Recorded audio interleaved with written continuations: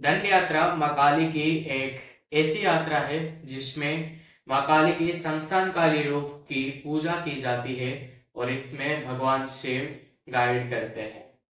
प्रणिपातम, I am Ashish. Welcome to the very first episode of Kalinga परंपरा।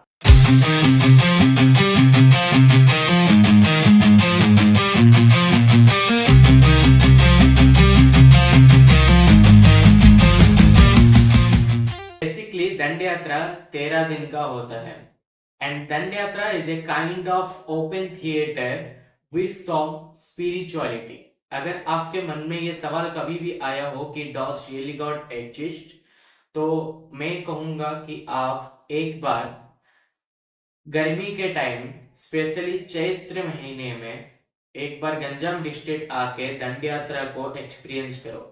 आपको आपके सवाल का आंसर मिलेगा नहीं, आपको आपके सवाल को एक्सपीरियंस करना मिलेगा। मतलब माँ काली को आप खुद एक्सपीरियंस कर सकते हैं। मैं इसलिए ऐसा कहता हूँ क्योंकि ये एक ऐसा यात्रा है जिसमें एक भक्त को अपनी भक्ति की परीक्षा देनी पड़ती है। दंड यात्रा आसान नहीं है। दंड यात्रा वो होता है जिसमें माँ शमशान काली को पूजा किया जाता है और ये उसी मंदिर में होता है जिस मंदिर में माँ काली की दंड काली रूप हो। माँ दंड काली यात्रा के दौरान माँ काली खुद के मंदिर के बाहर आके 13 दिन तक 13 जगह पे विराजमान होते हैं। 13 दाताओं के द्वारा ये होता है और 13 दाता वो होते हैं जिसके अंदर ये मनोकामना हो कि एक ना एक दिन माँ मेरे घर आके विराजमान करेंगे और वो दंड यात्रा के टाइम पूरा हो जाता है। और दंड में दंडुआ या फिर भुक्ता, ये दोनों एक ही है। दंडुआ भुक्ता होते हैं जो कि जिसका मनोकामना होता है दंड यात्रा करने के लिए। भुक्ताओं को बहुत सारे कठिनाइयां, बहुत सारे कठिन पहाड़ ऐसे पार करने पड़ते हैं अपने भक्ति को दिखाने के लिए। बेसिकली जैसा नाम है वैसा ही कुछ ये है, दंड यात्रा मतलब दंड भोग करना। जैसे कि पहला इसका कुछ नियम होता है। 13 दिन तक आपको वो नियम के अंदर ही रहना है। पहला, आपको एक यज्ञ पवित्र दिया जाएगा। जब से वो यज्ञ पवित्र आपके शरीर पर आ जाएगा, आपको पवित्र रहना है, आप अपवित्र नहीं हो सकते। और आप किसी के भी घर या खुद के घर में भी नहीं जा सकते 13 दिन तक। आप बाल नहीं काट सकते, आप सेविंग नहीं कर सकते, कुछ भी ऐसा काम नहीं कर सकते। आप अगर कहीं पे यात्रा करना हो, जैसे कि मैंने बोला 13 दिन 13 जगह पे होता है, और वो 13 जगह को जाने के लिए आप गाड़ी का इस्तेमाल नहीं कर सकते। भुक्ता को नंगे पांव विदाउट एनी व्हीकल ट्रैवल करना होता है, चाहे धूप हो या बारिश हो। जी हाँ, कभी कभी गर्मी के टाइम पे भी बारिश भी हो जाती है, लेकिन वो बारिश में भी आप रुक नहीं सकते, आपको चलते ही रहना है। और अगर वो टाइम पे दंड यात्रा परफॉर्म चल रहा है तो परफॉर्म करते ही रहना है, रुकना नहीं है। और भी बहुत सारे नियम हैं, जैसे कि आपको अपने पत्नी के बारे में, अपने परिवार के बारे में ना सोचकर सिर्फ और सिर्फ माँ काली के बारे में सोचना है। उस दौरान आप मैथुन की थोड़ा सा भी अपने दिमाग में सोच नहीं सकते। और बहुत सारे ऐसे नियम है, अगर बताने चला तो ये वीडियो लंबा होते ही चला जाएगा। कुछ ऐसा भी नियम हुए कि सिर्फ और सिर्फ भुक्ता को ये नियम पालन नहीं करने, भुक्ता के पत्नी को भी अपने घर में रह के नियम पालन करना होता है। अगर वो शादीशुदा नहीं है, भुक्ता की माँ या फिर भुक्ता की भाभी, इनमें से कोई एक को नियम पालन करना होता है। और हाँ, अगर उसका कोई भी नहीं है नियम मानने के लिए, तो भुक्ता को संकल्प होना पड़ता है और उसी संकल्प के साथ उसे सारे नियम पालन करना होता है। अब चलते हैं दंड यात्रा कैसे परफॉर्म किया जाता है। जैसे कि मैंने बोला, ये एक ओपन थिएटर टाइप कंसेप्ट है। इसको कुछ पार्ट्स में डिवाइड किया गया है। पहले होता है धूली दंड, जो कि तपती धूप में वो पूरा गर्म रोड पे भुट्टा अपने पूरे लेटे जाते हैं। वो लेट कर बहुत सारे परफॉर्म करते हैं और ऐसा लगता है कि जैसे कि खुद के कल्चर को शो कर रहे हैं। पहले वो झाड़ू मारते हैं हाथ से, और फिर नाक, हेयर, ये सब पकड़ के एक पैर पे चलते हैं। फिर मंदिर बनाया जाता है, साड़ी बनाई जाती है माँ के लिए, हल्दी कुमकुम बनाए जाते हैं, बहुत कुछ बनाए जाते हैं, लेकिन विदाउट यूजिंग एनी मशीन।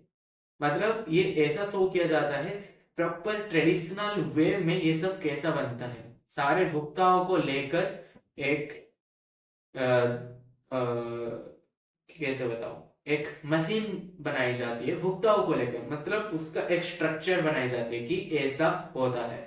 सबसे पहले होती है माँ की हल्दी, फिर होता है माँ के लिए एक कुआं, फिर होता है माँ के लिए एक साड़ी, फिर होता है एक मंदिर, और फिर होता है एक अनाज करने के लिए जमीन।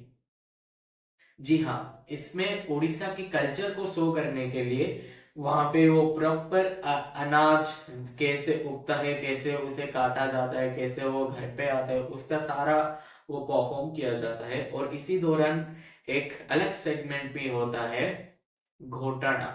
घोटाना is a kind of tiffin service जो कि पत्नी अपने पति के लिए लेकर जाती है घर से, जो कि वो काम कर रहा होता है खेत में।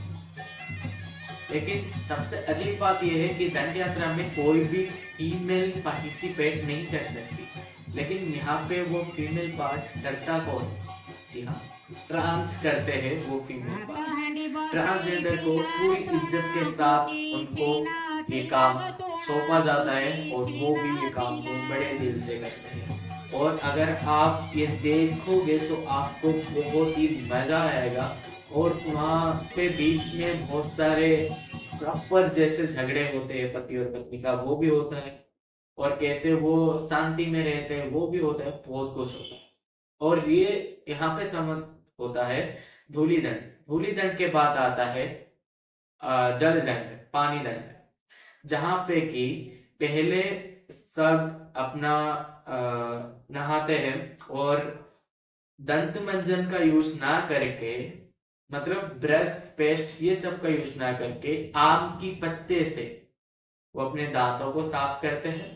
फिर कोई भी पॉन्ड में नहाते हैं, और उसी पॉन्ड में होता है जलदन, जहाँ पे कि रेत से जो पानी के नीचे रेत होता है, वहां से रेत लाके भगवान शिव जी की एक लिंग बनाई जाती है, जिसको बालू का मूर्ति कहते हैं, वो बनाई जाती है। फिर वहां पे शिव जी की पूजा की जाती है। फिर आगे बढ़ जाते हैं अग्निदंड के तरफ, जहाँ पे की होती है माँ काली की आरती।